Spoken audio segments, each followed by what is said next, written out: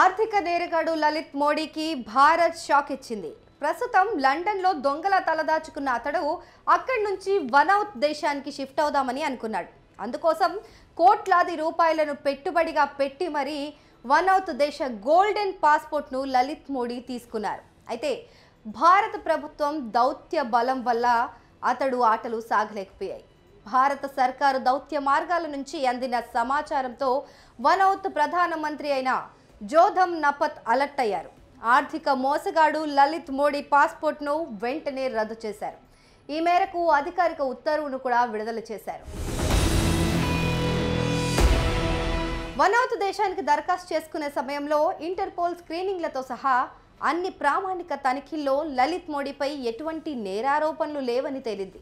అయితే గత 24 గంటల్లో ఆయనపై హెచ్చరిక నోటీసులు జారీ చేయాలని భారత అధికారులు ఇంటర్పోల్కు 2 సార్లు అభ్యర్థనలు చేసినట్లు తమకు తెలిసిందని వనౌత్ ప్రధాని తెలిపారు. అయితే దానికి తగిన ఆధారాలు లేనందువల్ల వారి అభ్యర్థనలను ఇంటర్పోల్ తిరస్కరించింది.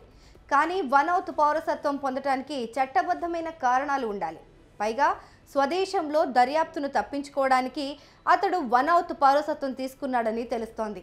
అతడు చూపిన కారణం కూడా చట్టబద్ధంగా లేకపోవడంతోనే లలిత్ పౌరసత్వం రద్దు చేయాలని నిర్ణయించుకున్నామని ప్రధాని జోధమ్ నపత్ తెలిపారు. లలిత్ మోడీ పాస్పోర్ట్ను రద్దు చేయాలంటూ వనౌత్ పౌరసత్వ కమిషన్కు ఆదేశాలిస్తూ జారీ చేసిన ఉత్తర్వుల్లో ప్రధానమంత్రి జోధమ్ కీలక వివరాలను ప్రస్తావించారు. లలిత్ మోడీ భారత్లో వివిధ ఆర్థిక నేరాలకు పాల్పడ్డాడు. ఆ కేసుల్లో లలిత్ విచారణ ఎదుర్కోవాల్సి ఉంది. అతన్ని లండన్ నుంచి భారత్కు తీసుకెళ్లేందుకు చట్టపరమైన చర్యలు జరుగుతున్నాయి. ఈ నేపథ్యంలో అతడు వనౌత్ పాస్పోర్ట్ని పొందాడు. భారత్కు తిరిగి వెళ్లకుండా ఉండే దురుద్దేశంతోనే వనౌత్ పాస్పోర్ట్ తీసుకున్నాడని, అందుకే దాన్ని రద్దు చేశామని వనౌత్ ప్రధాని జోధమ్ తెలిపారు. లలిత్ మోడీ ఐపీఎల్కు చైర్మన్గా ఉన్న సమయంలో కోట్లాది రూపాయలు దుర్వినియోగం చేశాడని అతడిపై ఆరోపణలు ఉన్నాయి. దీంతో పాటు భారత అధికారులకు దొరకకుండా గత 15 ఏళ్లుగా లండన్లో తలదాచుకుంటున్నాడు.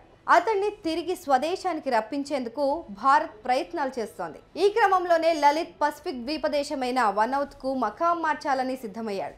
ఆ విషయం కాస్త ఇండియాకు తెలియటంతో లలిత్ మోడీ ఆశలు అడియాశలయ్యాయి. అయితే లలిత్ వనౌత్ దేశాన్నే ఎంచుకోవడానికి కారణం ఏంటంటే అక్కడ వ్యాపార సంస్థను రిజిస్టర్ చేసుకొని దేశం బయట నుంచి ఆదాయాన్ని పొందినా ఎలాంటి ఇబ్బంది ఉండదు.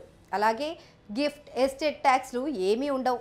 అంతేకాదు ఆ దేశానికి క్రిప్టో హబ్గా మంచి ఫామ్లో ఉంది. ఇక స్థానికంగా అంతర్జాతీయంగా వచ్చే ఆదాయంతో సంబంధం లేకుండా దేనిపైన అక్కడ ఆదాయ పన్ను ఉండదు. అలాగే దీర్ఘకాలిక లాభాలపైన కూడా పన్ను ఉండదు. ముఖ్యంగా స్టాక్స్, రియల్ ఎస్టేట్ వంటి వ్యాపారాలు చేసే వారికి ఇది చాలా ప్రయోజనకరంగా ఉంటుంది. ఇలా లలిత్కు కావాల్సిన అవకాశాలు అక్కడ ఉన్నాయని తెలుసుకొని మకాం మార్చేద్దామని అనుకున్నాడు. కానీ ఈలోపే భారత్ ఆ ప్రయత్నాలపై నీళ్లు చల్లింది.